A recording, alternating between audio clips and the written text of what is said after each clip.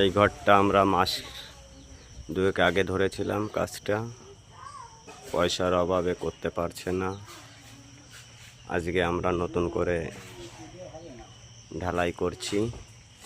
এই যে সুব্রতদা ঢালাই মাখাচ্ছে,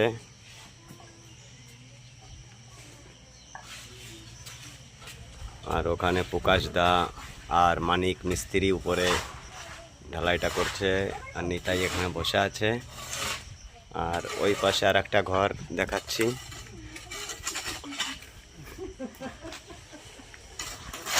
ওটাও 2 মাস হয়ে গেছে, ওটা কাজ এখন বন্ধ আছে। মানে সরকারি ঘর তো এগুলো, এদের অবস্থা খুবই খারাপ।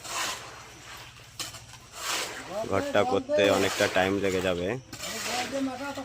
সরকার কিছু টাকা দিয়েছিল আর নিজেরা কিছু টাকা দিয়ে ঘরটা একটু ভালো করে করছে। সকালবেলা আমরা এসেছিলাম কাজে, আর 1 ঘন্টার মতো কাজ আছে আমাদের। জয় শ্রীরাম, জয় শ্রীরাম, জয় শ্রীরাম।